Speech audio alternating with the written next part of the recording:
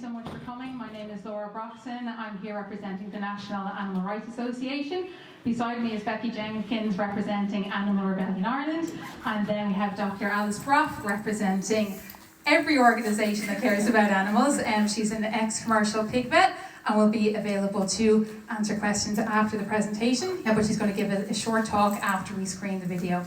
So this video has come together after months of hard work between both groups, and it's an honest, unbiased insight as to what happens in Irish pig farms.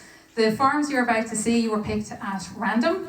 It's horrific, it's very distressing viewing, but we hope this will be the catalyst for a change and a catalyst to finally shut down this industry. So I'm going to hand you over to Becky just to say a few words. Thank you very much, Laura. Hi, my name is Becky Jenkins. I'm here from Wexford today. I'm very proud and humbled to be representing Animal Rebellion Ireland. Some of our founding members and current members are here. We focus on predominantly the role that animal agriculture plays in the climate emergency and mass extinction. This is our first campaign, a joint campaign with NARA. We're really, really happy to be doing so because, as well as environmentalism, climate breakdown, we are very, very concerned with animal exploitation and speciesism. So thank you all for being here today, taking this issue seriously. It's so often a fringe issue, it's so often neglected with everything that's going on in the world. I appreciate you all being here. Ask you to keep an open mind and an open heart. It is very distressing viewing, even though I've seen it 3 times now. Every time I have been shook. So thank you for being brave enough to watch it. And big thanks to Dr. Alice Brough for being here. It's amazing to have an ex-commercial pig vet. So without further ado, we will play the video and then we will have a little bit of a discussion and talk from Dr. Alice, and then we'll be open for questions and answers. So thank you very much. True comfort food. What is that? For me, it's food you can enjoy that bit more because you know you can trust it. Take pork and bacon with the Brough quality mark. It's reassuring to know that there's always someone out there inspecting how your pork and bacon is produced and checking where it comes from. So you can tuck into a tasty rasher salmon or a carbonara or some nice roast pork. Not hungry, huh? Always choose pork and bacon with the Brough quality mark. Legend. What is life really like for pigs in Ireland? Let's take a look inside Irish pig farms. In January 2024, the National Animal Rights Association and Animal Rebellion Ireland started investigating Ireland's pig industry. In order to give an honest and unbiased insight into what happens out of sight, the farms you are about to see were picked at random. Viewer discretion is advised. Every year, over 3 million pigs are slaughtered in Ireland. They come from hundreds of farms. They are usually killed at only 5 or 6 months old by being painfully gassed or bled to death, though pigs can live up to 25 years. The vast majority are not allowed access outside. After a pig is born, she will be forcibly weaned, fattened, and many will be impregnated before their short lives end in slaughter, including those from Brough quality assured producers.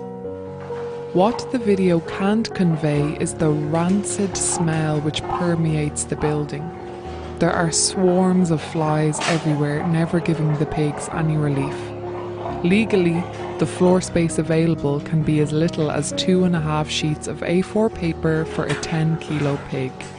These pigs are in sow stalls, which are legal in Ireland and horrifically cruel and have been banned in some countries.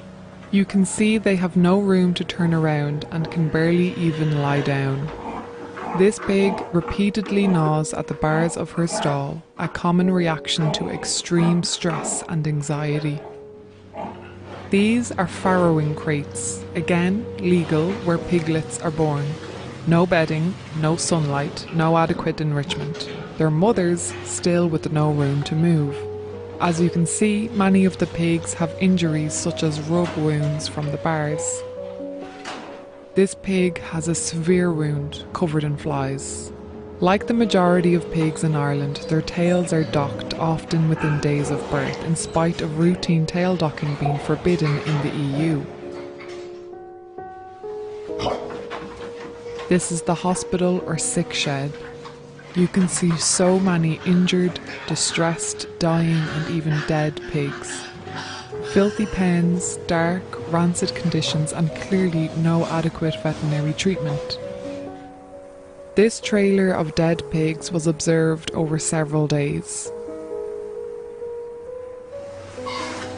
The level of suffering, sadness, fear and distress witnessed was far beyond what we were bracing ourselves to see.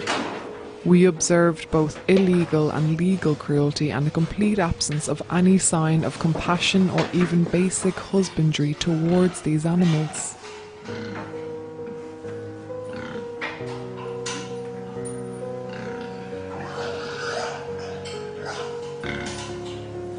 By the time you're watching this video, most of the pigs that survived these horrific conditions will have already been slaughtered, packaged and sold in your supermarket. Pigs are intelligent, curious, social animals. What you have witnessed is just a glimpse of how miserable and torturous their lives are from the moment they're born to when they're slaughtered. Both NARA and Animal Rebellion Ireland can help you with advice on going vegan today. Lobby your local TDs and the Minister for Agriculture to push for a rapid transition away from animal agriculture to a just and sustainable food system. Join us in creating a vegan future where animals are free from exploitation. Okay, that is the clip finished. Everyone here will be given access to all the original video and photo files, which is over 200 individual files. Very grim viewing, and this was condensed. Dr. Alice Brough is going to go through things in a little bit more detail now, and then she will take questions afterwards, as will myself and Becky.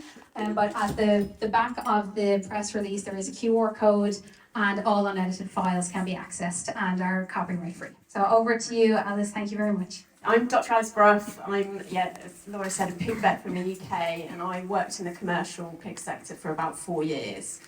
So during that time, I was responsible for hundreds of Britain's pig farms of all different sizes and systems, many like what we're seeing here.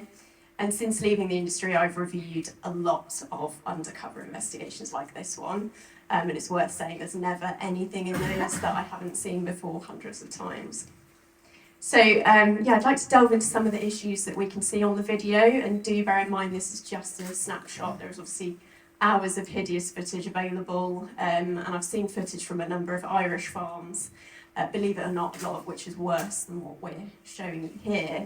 As Laura said, picked at random, so not particularly bad sort of tip-offs. So I want to start with the plight of mothers in pig farming. So most sows will be confined to cages that they are unable to move in.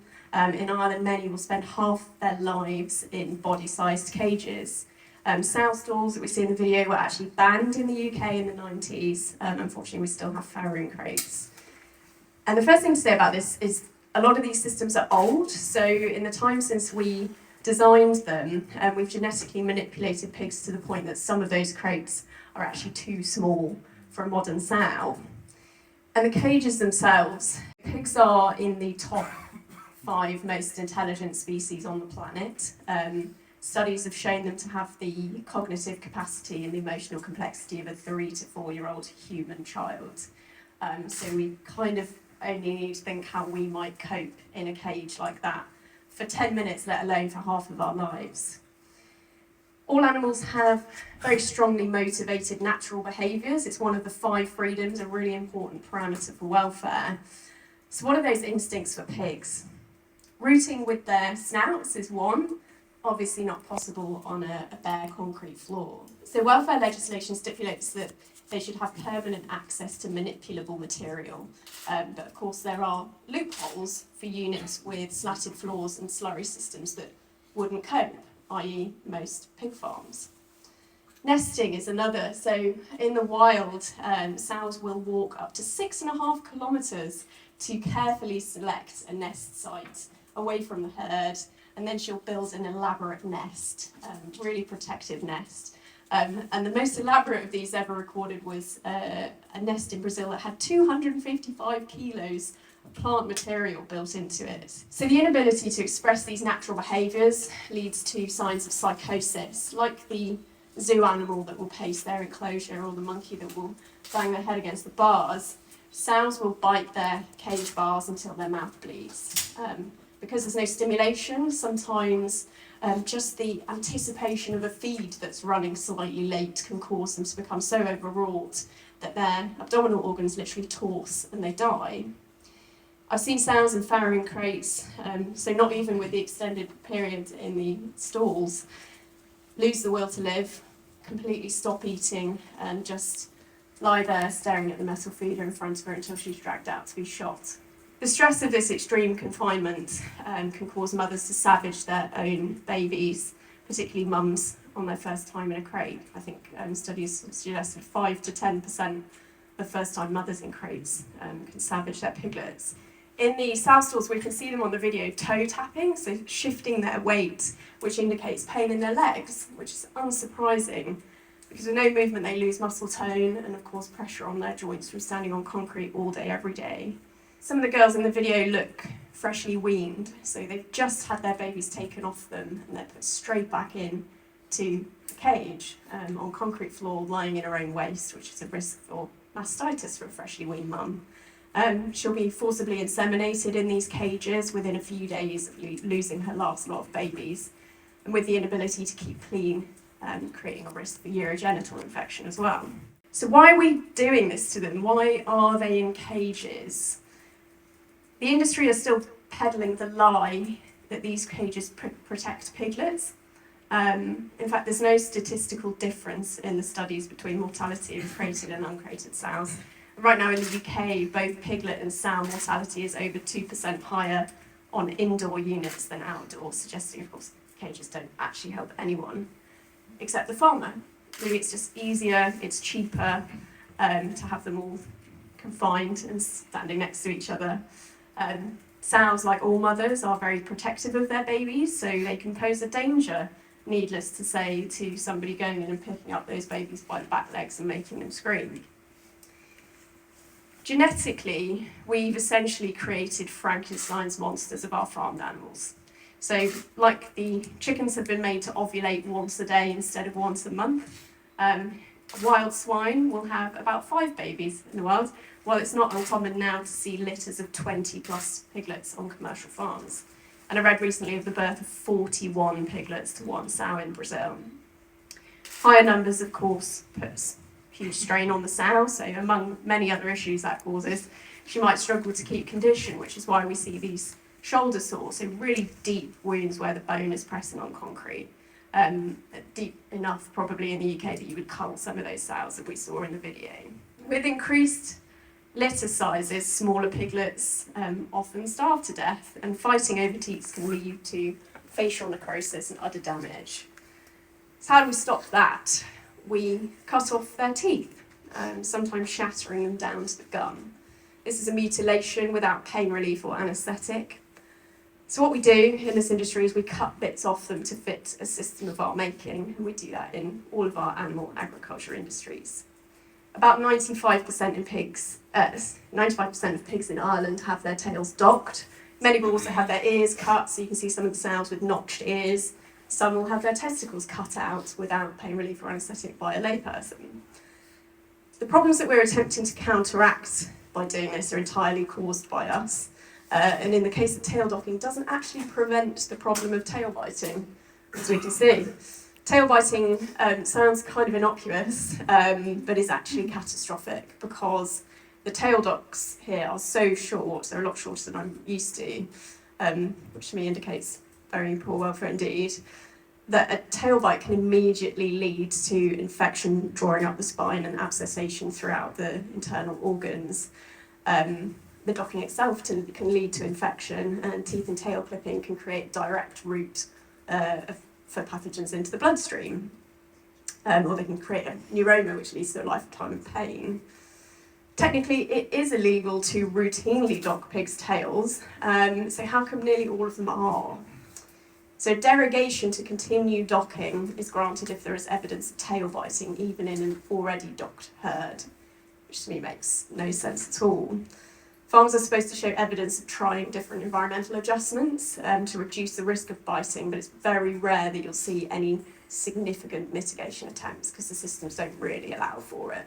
In the image of the piglets before, I just wanted to note that the dead and dying piglets in that farrowing pen have actually got intact tails. So somebody has gone to the trouble of going into that pen, lifting out all of the others to dock them, and left those shivering, dying pigs in there for some unknown reason. It would have taken about half a second to get this out. Baffling. So these babies are then taken from their mothers at about 3 to 4 weeks old, compared to piglets in the wild that would wean naturally at 8 to 19 weeks. Looking at the conditions on the farm, yeah, there's probably not a lot I really need to say about this. Feces all over the walls, floor, pigs, no comfortable dry lying area. This pig, unsurprisingly, has diarrhoea, and disease is rife on pig farms. We do not have a grip at all on endemic or emerging livestock diseases. It's quite frightening, despite hundreds of millions of euros of public money being thrown at it every year. Why is that? So a pig of 110 kilos, which is over double my weight and probably about normal slaughter weight, 110 kilos is given 0.65 metres squared, total space. So for eating, drinking, sleeping, socialising, urinating, defecating. So they can't escape each other, they can't escape their own waste, which goes totally against what's laid out in welfare law in the words, but then not the actual space provisions given. So Laura mentioned in the video the smell, which is something that's really viscerally stayed with me from my time in the pig industry. Most pig farms would make anybody not accustomed to it gag. I used to come out of indoor units and my eyes would be streaming and red, my chest would be tight, and I'd have a bin bag for my clothes that would sometimes have to go straight in the bin. And it's not a problem on sanctuaries, incidentally. Pig's sense of smell is phenomenal. It's many, probably hundreds of times more sensitive than our own. They can locate truffles 3 foot underground. So can you imagine what they are experiencing in this all day, every day? Underneath these slats is weeks to months worth of waste. Add to that rotting food, sickness and dead and dying pigs all around.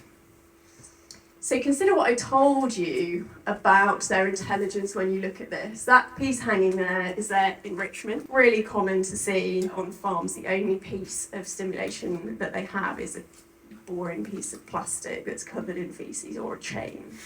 I have known pre-inspection, my pre-arranged inspections the day before, a farmer would chuck in a load of straw or different toys, but when you're not there inspecting, that's kind of what it looks like. So farm pigs basically are in extreme chronic stress, and this is why we see vice behaviours like tail biting and why we see so much disease. Their immune systems are suppressed by this stress, and they can't combat the unnatural pathogen exposure from all of the waste and all of the pigs in a single airspace together. They can't deal with the constant wounds from the abrasive surfaces and other frustrated pigs.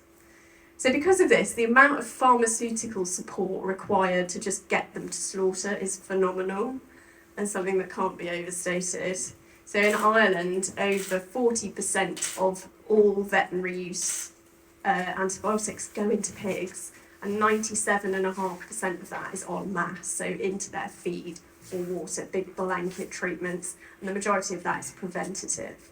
It's a massive topic, but I just need you to understand that that is absolute insanity. That's terrifying to somebody who understands the science of antimicrobial resistance. And that's something that's increasing at a rate of knots in humans. It's already killing or related to the deaths of nearly 5 million people a year, and is forecast to be tens of millions if we continue squandering our life-saving medicines like this. Huge subject. I'd like to signpost you to a film called The End of Medicine, which is free on YouTube. It's got lots of heavyweight experts in it, and the scrap factory farming legal case. A few specifics I have to mention from the video just because they are so common and they look so shocking, but I need to share, like, this is such a common thing. So I've mentioned diarrhea. The stress of early weaning can cause piglets to be anorexic for 3 days, completely stop eating, and leave them susceptible to things like E. coli and salmonella diarrhea. And some of these gut pathogens can cause the lining of the gut to shed, so literally pieces of intestine will come out in their faeces, creating basically an open wound internally, that when that heals, it causes a stricture. So what we've got here, we would refer to them as pot bellies. You can normally hear them before you see them because they are grinding their teeth from the pain that they're in. They can't pass anything out, so they blow up like a balloon. They also can't eat or absorb nutrients, so they become skeletal externally, like you can see the spine, skinny face, hairy body. You should definitely kill these pigs as soon as it starts to blow up. Gut and respiratory disease can cause rectal prolapse, which is often chewed off by other pigs because they've got no space to escape, and that can, again, heal into a stricture, so this is really common. Finisher pigs are growing at over 1 kilo a day, so that predisposes their joints to arthritis and any cause of infectious lameness. So lameness is rife throughout the industry. In fact, it'd be very unusual for me to have gone to any of my hundreds of farms I've seen over the years and not find any lameness, even where the flooring is better, so even on your higher welfare farms. So what's happened here is a common finding. Lameness has been missed because there's thousands of animals probably looked after by 1 or 2 people, not treated, abscesses have formed. Coupling that with a level of immobility and probably some corrosive urine and faeces all over a concrete floor, a huge ulcer has formed on top, and that is not going to get better. Again, should have been shot weeks ago. So we can see a few umbilical hernias, again, weirdly common. A combination of unplanned genetic traits, I think, with rapid growth, poor handling of piglets, and possibly gut issues. It's critical that pigs with hernias, the big umbilical hernias, it's critical that they are moved to a hospital pen with a soft, clean, dry bedding, because they can ulcerate like that leg joint and rupture. And when they rupture, live conscious pigs can have their intestines eaten out of them by their pen mates because they can't get away. That's probably one of the worst things I've ever witnessed while waiting for the farmer to run and get my gun. This pig can't stand or walk, and this is, I presume, the designated hospital pen, which is a passageway. She has no bedding, no feed or water. Units are pushed to their limits, space-wise, to maximise profit, leaving often no space for proper care of many sick animals. And that's something I saw, again, in my pre-arranged inspections. Many of these pigs should have been shot days, weeks ago, as I said. Instead, what I've seen on every single pig farm expose I've seen in the last 4 to 5 years, and many of the farms I looked at as a vet, is pigs being left to linger in agony in passageways without treatment or without someone caring to put them out of their misery. And I never really understood that because they're going to die anyway or be rejected at slaughter, yet the lack of euthanasia was so baffling to me. And I've encountered both farmers unbelievably too squeamish to even watch me do it, or farmers that are just completely devoid of empathy or lazy or whatever, that they just don't bother. But farm workers are told all of this. They're taught by their vets, or they should be taught by their vets, you know, what to look for different diseases, how to treat them, when and how to euthanise. There's no excuse. Using recorded mortality rates for Ireland, about 14,000 pigs a week are dying on your farms, and that is from neglect, injury, disease, stress, before even reaching slaughter. The dead pigs on this farm left outside is a concern. I don't have time to go into the huge range of zoonotic diseases that we can catch from pigs, but we have no idea what they've died from or what they might have in their bodies, and wildlife have free access to them. That is concerning to me. Many of the welfare issues in pig farming are insurmountable. There is not a farming system in existence that adequately meets their complex needs or goes anywhere near achieving the 5 freedoms. There's no feasible amount of monitoring, Sorry, I immediately lost my train of thought there. Sorry. I'll start that one again. There's no feasible amount of monitoring, enforcement or farm assurance schemes that could rectify any of this. There is not a system of slaughter that could be objectively described as humane, and the industry themselves acknowledge that. They have to admit that, and we've known that for decades. And I recommend you look at some recent footage which hit the news in England from gas chambers, which most pigs are slaughtered in, or watch the documentary Pignorant. And for what are we allowing this to continue? Most of the pig products we consume are group 1 carcinogens, i.e. definitely cause cancer and contribute to heart disease, stroke, diabetes, many of our biggest killers. But we're still encouraged to feed our children bacon in the same way that pregnant mothers were encouraged to smoke. Having been part of the working cogs and the sort of internal email threads of the British pig industry, I would recommend everybody exercise caution in where you digest information from. In my experience, industry outputs are predominantly dangerous works of fiction. So what can we do? Firstly, don't look away. I thank you all so much for being here. It is hideous, but it's happening on the scale of billions of lives a year, trillions if you include aquatic animals who suffer equally. Very simply, as individuals, we can choose not to fund this. That is where I started about halfway through my stint in the industry. People in policy, I don't know if we've got people in policy here, but this is not a time for prolonged discussion. I know how much we love a working group or a committee. And industry stakeholders just shouldn't be part of this discussion. So because they are, many of the boards I've kind of worked with in England are full of massive agribusiness stakeholders. And because they are, attempts at incremental change is just getting nowhere. In fact, in my experience of working with pigs for the last 18 years, things have actually got worse, while propaganda and marketing and labelling has advanced, making it look better. To the people in the media and anyone in policy as well, please don't allow yourselves to be bullied or bought, or indeed fooled by the multi-million euro advertising campaigns.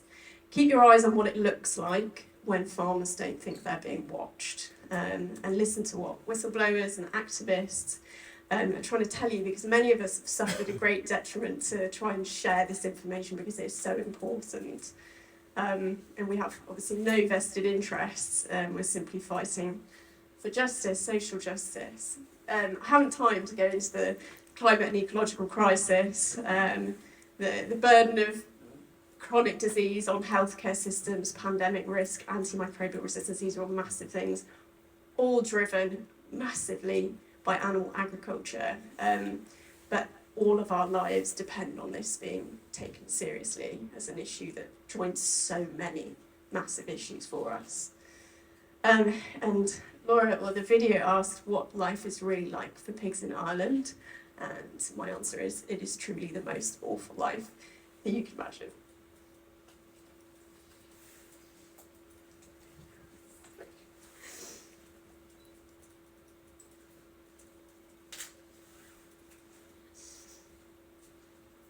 I barely scratched the surface, but I can't even watch it without like real PTSD. Yeah, thank you.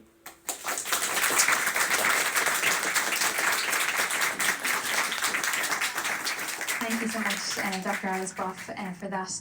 If anyone has any technical questions, you can direct them at Alice. In terms of campaigning within Ireland, you can direct that at either myself or Becky. We do have some policy changers in the room, so we've a councillor, we've a TD, and loads of activists, and I would be imploring everyone to do what they can in the realms that they can to make active change on this. Because if we were looking at this and it was a puppy farm or a cat farm, it wouldn't even be a question, it wouldn't even be a discussion. It would be shut down, people would be prosecuted, it would cease to exist. It's no different. If that was your dog or your cat, you know, you'd stop at nothing to make this place a thing of the past. So we need to feel and act the same for pigs. Everyone here, I'm sure, will agree that what's happening on Irish farms is an abomination. And whether you're looking at the disgusting, decrepit farms in this video or whether they're squeaky clean and scrubbed to death, it's still horrific, and no animal deserves to be treated in that way for any reason. And on behalf of NARA, we will not stop until this industry is shut down. Our campaigns included a ban on fur farming. That's now gone. There were people who objected to that. There were people that said livelihoods, families, money, but then eventually the public and the politicians agreed with our line of thought. And I don't care how long it takes, I'm not going to stop until each one of these farms are shut down. And I know Animal Rebellion are with me on this. I know we have Dr. Brough with us on this, and people all around the world actively trying to make this place a better world for animals. And we need everyone to step up and do something about it. So activists, media, councillors, politicians, we need you to help, because if you can look at that and walk away and have a bacon sandwich, I don't know what to say to you. And that's all I have to say on that. Not so much a question, but as somebody who's been kind of campaigning on this issue for a long time and getting nowhere, I'd like to congratulate you, because this is precisely what's needed. Because getting the media interested in this has been almost impossible. There's multiple reasons for that, we understand that. But the impact of what you've done is huge, because what has been lacking here in Ireland is actual visual proof. So congratulations to you, and I'm delighted Alice came over. And what was hugely impactful for me at the end of that, Alice, who has seen more than any of us has seen, and comes at it from a scientific point of view, her view of what is happening in Ireland on Irish pig farms is so awful, it brought her to tears.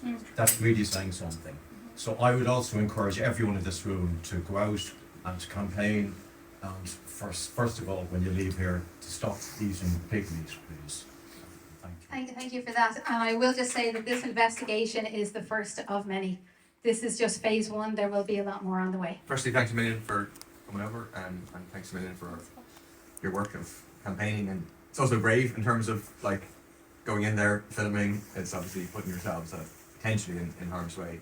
So thanks a lot, and I'll definitely raise it in the draw this week.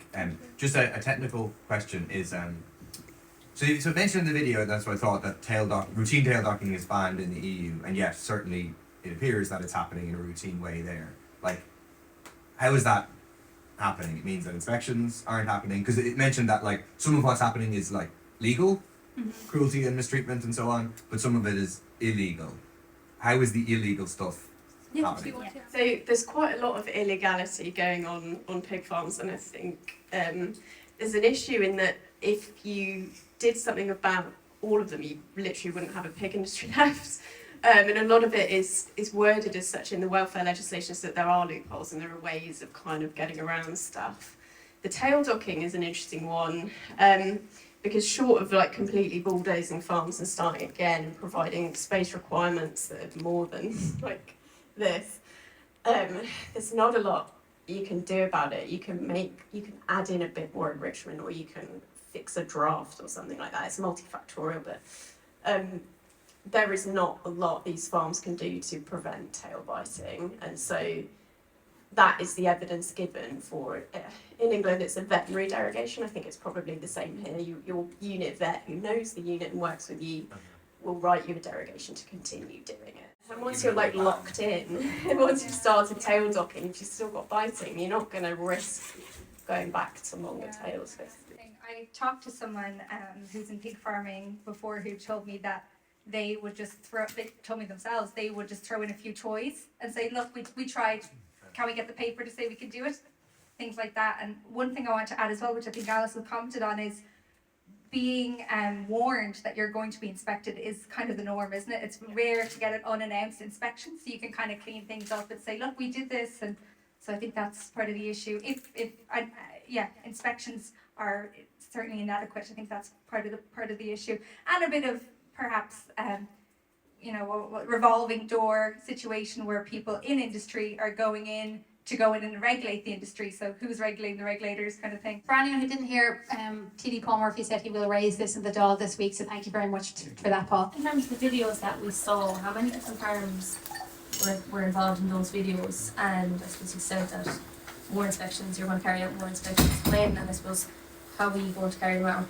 How are you going to pick the farms that you're going to carry out random inspections on? There was 2 farms in the video, and on the back of the NARA press release there's a QR code which will bring you to a Google Drive with all original files, photos, which include timestamps and the addresses in which photos and videos were taken in which farms. In terms of the other investigations to protect the anonymity of those involved, we can't release any information on that yet, but there will be more happening within the year. Councillor Deirdre Healy, I'm a Fianna Fáil member of Dublin City Council, and I want to thank you for the work that you've done around fur farming. It's really, really positive work. It's just a question for Alice, is it? I know that when we had an issue at Dublin City Council with the Ashton dog pound, the medication to euthanise was being administered into their food, which was a horrific death for some of those animals. And I'm just picking up on the piece you mentioned around the, I think is it antibiotics you said was being put mass administration into the food of the animals that we're discussing here. Is the reason that that's being done, is that again to save money, or is it a lack of, I don't know, a lack of appreciation for what that does? Exactly, that's the first thing. And then the second thing is, for me, I think the best way to get the message across to the people who I deal with on a daily basis is to get the message across as to how dangerous that is to humans consuming that type of food. I completely empathise with, everything that's your work, and it was really difficult to watch that video, so thank you very much for putting it together, everybody. But I just think that if people knew about what they were eating, as opposed to, I know we have a huge disregard for animal welfare, full stop, but we have a regard for what we eat. So it's just a way to get the message across to people that we need to be really careful about knowing what we're eating, so that we can control the dangers that we're putting into our bodies. So thank you very much. It's not only what we're consuming, but also, we're in close contact with these animals as well in farms and in slaughterhouses, so there's risk of pathogen exposure there. And the huge amount of waste coming out of these farms is ending up, that's spread all over our food crops and leaching into waterways and stuff. So the environmental contamination of some of these pharmaceuticals, which I think up to 90% of antimicrobials come out in faeces and urine unchanged. So the active drugs and the pathogens themselves, a lot of diseases and bacteria and things that pigs carry, humans can catch. So if they're learning how to resist antibiotics and then we pick up those resistant pathogens, it means it's not going to work when we try and treat ourselves. There's loads to say on that. Watch the end of medicine, it's really good. What was the first question you asked? Why was it put Why? in? Yeah, okay, of course. So farming has become so industrialised now, and some of these farms have tens of thousands of pigs, and poultry farms can have millions of animals on one site. So, some of the farms I used to look after had one person for 9,000 pigs, and that is, you're supposed to be inspecting those twice a day for RSPCA assured, for example. But there is absolutely no way you can do that along with all your other jobs. All these pigs are firstly covered in faeces, they're crammed in, so you can't watch them all walk properly. You can't appreciate if one individual is sick to treat them with an injectable antibiotic, for example. And by the time you realise it's a problem, it's usually spread through the herd. So a lot of these issues are, of course, infectious, and because they're also closely packed in, it just rips through a population. So at that point, you have to mass medicate.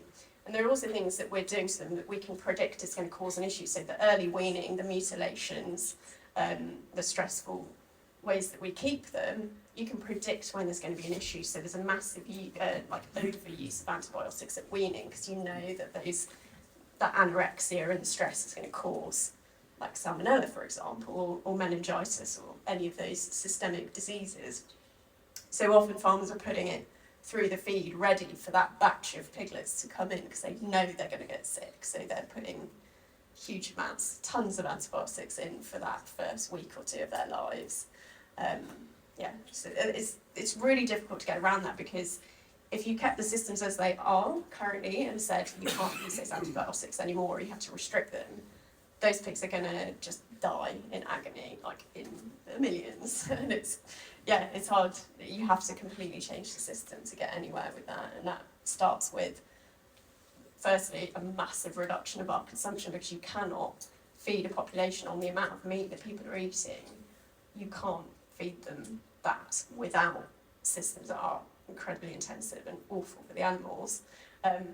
My advice would be to completely stop eating it because of all the other dangers that it posing to ourselves and the environment, and obviously extremely cruel for the animals involved as well. I guess, Joe McGrady from RT, I've asked those two of you. I think it was 3.4 million pigs were slaughtered in Ireland last year, and I'm sure industry would argue that what you've depicted here shows incidents, but they're rare within the much wider population of pigs, and then the system in which they use to try and get those pigs from birth to an animal that they can sell. So what would you say to that? Yeah, and that's always the response in the US, in the UK, in Australia, Germany, where we've had these investigations. Always coincidentally, it happens to be the bad farms. That was why we wanted to choose farms at random. We didn't want to get tip-offs from vets that, that farm is disgraceful, I'm not going back there. We didn't want to do that because we wanted to be able to say, look, if we choose 2 or 3 random pig farms, we can be almost guaranteed to see it. I'd spoken to a UCD, she's a vet now, but a vet student then, who said, the pig farms in Ireland are so bad that when you're in first year vet school, and I was telling this to someone else here earlier, when you're in first year vet school and you're going on your placements, you do a pig farm, you do dairy, they say, the other students say, look, if you can pull a sickie for the pig farm one, do, because they're not fun. Like, I don't eat animal products, but and she doesn't either now, but she was saying the welfare issues on the pig farms and the chicken farms as compared to the sheep farming and the cattle, dairy or beef, who are at least out in the open. She was saying the welfare issues are just incomparable, even for people who do eat meat, that the pig farms and the chicken farms in Ireland they're factory farms. We're talking about 9,000 to 12,000 pigs on one of these farms. So the scale is massive, and I'm sure if we chose another 2 or 3 farms, I don't think Laura or Alice or myself would be surprised if we found the same, or as Alice said, actually worse often. So does the industry need to be closed down? That's our position. It's an unnecessary industry from the point of view of we don't need to eat pork products. We can live without pork products. So from our point of view, the harms outweigh the benefits. The harms to people, the harms to workers, not a fun industry to work in, as we've seen from the Migrant Rights Centre report, the harms to animals, the harms to the environment. From our point of view, where's the logic, kind of? And also, as Laura said earlier, if these were dogs, if these were 3-year-old children, would this industry be closed down? That's, I suppose, my question to everybody else. But for me, it's science denial to say this is anything different than if these were dogs or whatever else, fill in the gap. We did pick the farms at random, and our perspective going in was, even if they're the best of the best and the cleanest and have lots of bedding, lots of enrichment, our point is that it's still abhorrent. So whether it's squeaky clean with lots of toys, whether it's organic farms with bigger pens, it's still abhorrent in 2024 in Ireland to be consuming any animal for any reason or killing any animal for any reason. These just happen to be randomly horrific. But there will be more investigations, and if the ones we had investigated turned out to be the best of the best, we would still be here today, and we would still be here saying they need to be shut down, and they need to be shut down now. This is why I'm here, basically. So I worked for 2 of the 4 largest pig practices in the UK, so I had experience of pretty much half the pig farms in the UK. I went into that industry a massive meat eater. So my grandfather was a livestock farmer of pigs, cattle, turkeys, and arable. And I was a very hardy sort of farm worker all through my teens and ate a lot of meat. And the pig industry broke me. I was not prepared for how hideous it was going to be, and completely across the board. So when I first started, I sort of thought, I'll eat organic or free-range meat, like higher welfare. But I was seeing the same hideous issues across the board, and of course, ending in agonising slaughter. So yeah, I think I could safely say I have obviously not been on half of Ireland's farms, but your welfare standards are slightly lower here from the written standards, and I think comparable in all the other ways. I can probably safely say that this is really commonplace. You know, there are organic farms in Ireland, there are kind of niche little boutique industries, but I think we're looking at 95% plus are these industrial farms. So 95% plus of the things you're seeing in Tesco and the things you're seeing in your restaurants, it's this kind of thing. Obviously the price point, the accessibility. But yeah, Councillor John Lyons, I think we had you next. Anyone watching that just couldn't but be horrified by it. It's like, Jesus, I mean, to treat a living creature like that, I mean, and it's done on an industrial scale for profit, literally. Like the mass cruelty and slaughter. So we can't unsee that. And you've done it with very little resources, and there's media organisations, TV, newspapers, social media platforms that have vastly bigger resources that I think need to take this up. I would say the Minister for Agriculture, Charlie Conlon, needs to respond to that. I mean, Chagas, where the system of regulation of inspection, like where's that at? You know, I mean, there has to be an inquiry into the whole industry here, big farming, and I think from your work, it has to result in that at the very least. In terms of, I mean, what can we do? I think media organisations, Laura, you outlined it pretty well there, in terms of politicians have to do. You can't just say nice things in a room to agree, you know, and to get a round of applause. So what do we do from this point on? I'm a city councillor, one of the weakest systems in local government in the whole of the OECD, but we have platforms, we can share that information around, we can be talking to people about it, because that's just horrific. I think TD's Paul's going to raise them at all. I think we need cross-party engagement with the and other stakeholders on this, because ultimately we have to get to a point where we do balance, because that's just beyond horrific. But I want to commend you, because it's an incredible piece of work, and to think that that's just 2 random farms. So who knows what's actually happening right across the country, and to say, and you can hear the industry response, to say, like, you know, we guarantee the highest standards because we want to produce good meat. Ultimately, we do want to get to a point where we move away from all the reasons outlined in that documentary, but in terms of, you know, climate change, in terms of workers' rights and conditions, for all those reasons and more, animal agriculture has to come to an end. So ultimately, that's where we have to get to. But I think that piece of work that you've done has to be the launching pad for an inquiry into that industry at the very least. But to commend you for it, it's a fantastic piece of work. Thank you so much for that. Thanks, really appreciate it. And if that could be raised within Dublin City Council at any point, that would be fantastic. Even if you'd like us to come and host a screening, you know, that would be more than willing to, if that's possible. But thank you so much for the support. My name is Rubina, I'm from Agriland. I was just wondering whether you shared your findings with the Department of Agriculture, and I assume you would urge the Minister now to, as you said, immediately shut down the industry. Is that correct? Correct. We actually invited the Minister for Agriculture, Charlie McConalogue, to attend today. We didn't get a response. We also invited the Animal Welfare Unit, didn't get a response. But we handed in USB keys and a cover letter addressed to both, with all the footage, every video, every file, and a request that they investigate, prosecute, and ultimately shut down the industry. So that was handed in this morning, but we did contact them twice in the lead up to this, and nothing, unfortunately. Can I just add on the shut down the industry point, because I know that's going to be like, crazy women want to shut down the industry. I just want to add that this isn't a crazy thing.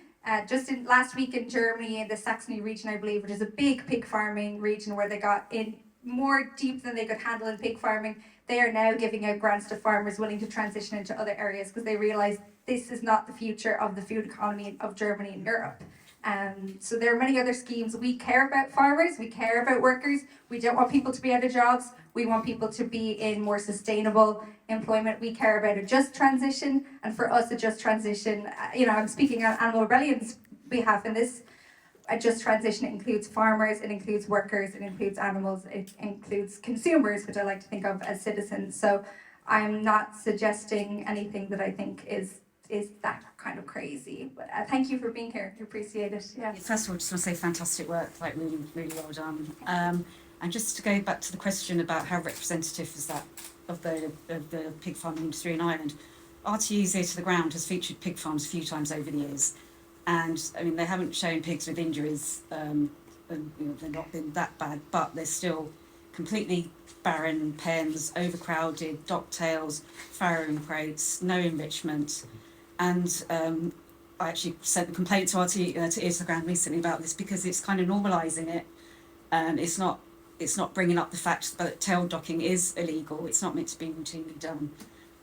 So, the fact it's on RTE's Ear to the Ground shows that it is prevalent across the whole Ireland. Question for Alice, just in terms of what do you think are the most dangerous zoonotic infections that originate from pig farms, between the likes of swine influenza, toxoplasmosis, Campylobacter? Yeah, swine flu would be one. I mean, there's lots of things. There's lots of foodborne disease certainly coming from pork and poultry meat. I think there was a study done. They found 90% of chicken products had E. coli, like pathogenic E. coli, like 60% of pork or something. But the big scary one for me is the influenza. So I don't know if it's notifiable here. It's not notifiable in Britain. Swine flu, avian flu is. But the issue is that pigs share a lot of genetic material with us, and influenza can kind of mutate very quickly and does mutate very quickly, which is why we see so many strains and our vaccines are updated every year. Pigs are also a perfect recombination vessel for avian influenzas and human influenzas. And I've seen a lot of times on farms flu pass between vets, farmers and pigs, and pass between back and forth.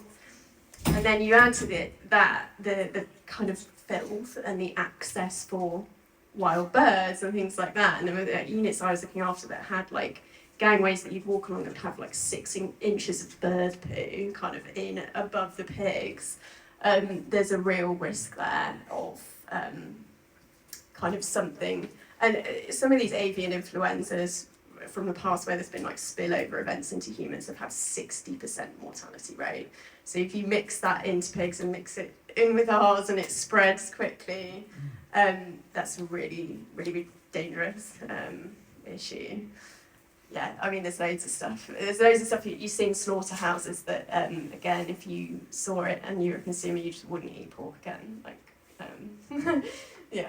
From what I have understood, the intensification has really been ramping up since the 1960s and more indoor housing. It's a very efficient way to farm, to have all your, from a worker's point of view, from a farmer's point of view, it's not a great job, but it's an efficient way to have all of them in one place, throw the food, off you go, have more, change the ratio so you have more animals and less people working there, which from a financial point of view is obviously great, but from an animal welfare, environmental, human health point of view is disastrous and horrible for workers who are under terrible pressure. I actually took the UK government to court on this, the pandemic risk and the risk of antimicrobial resistance for humans, as a human rights issue. So it ended up actually in the European Court of Human Rights. Sadly, we didn't win, but all of that evidence is bundled if anybody is interested in the actual science on that. I think the thing to say is we are wholly unprepared for a lot of it. So we've seen with COVID-19, the pandemic preparedness was not quite where we wanted it to be. And there have been scientists saying for decades and decades that the risk of particularly an influenza from avian and swine strains from intensive farming is a real danger to us. And instead of having a plan to reduce the risks of that, the government actually have a plan for what to do with all the excess bodies, which we included in our court case. There's no look upstream at what's causing all these issues, which is animal agriculture. That needs to be the thing. There's nothing we can really do once it's there and once it's ripping through a population, because these are viruses as well. You've got to, it takes a while to create a vaccine or firefight these things, and by then millions of people have died. We were talking about that earlier. There's a public awareness of GPs maybe over-prescribing antibiotics or people taking 5 tablets when they should have taken their 7, but there doesn't seem to be public awareness of antibiotic use at this scale. We're demonising GPs and people who misuse their antibiotics by accident for a viral infection or whatever, but there doesn't seem to be public consciousness about this kind of antibiotic use. One thing I wanted to say about the EPA though is that they have been the subject of quite a lot of industry bullying earlier this year, they tweeted a pretty benign tweet about reducing your meat and dairy consumption, and they were getting personal threats to their person. People who work there, they had to take it down due to industry bullying. So I think that's one thing I would say today for media and everybody else is not to let the industry silence us and bully us anymore, because our children, our grandchildren, our nieces and nephews' lives are at stake with the climate emergency and the animal emergency, and we saw the lives that are suffering due to this kind of bullying. So that's kind of one thing I would take away from today is I do hope that the EPA and people who are trying to fight the good fight won't be shouted down and kind of fear-mongered any longer. It's just a boring technical question for Dr. Alice. You mentioned the farrowing stalls and the sow stalls, and you said that the sow stalls have been banned in the UK since the 1990s. Why do we still have them here? And what are they for, even? Good question. I don't know why you still got them here. Yeah, I think it just comes down to the fact that these systems were already in place. It's very, very hard to get change pushed through once something's in place. Like we've talked about, like the bullying from the industry on trying to get any changes through.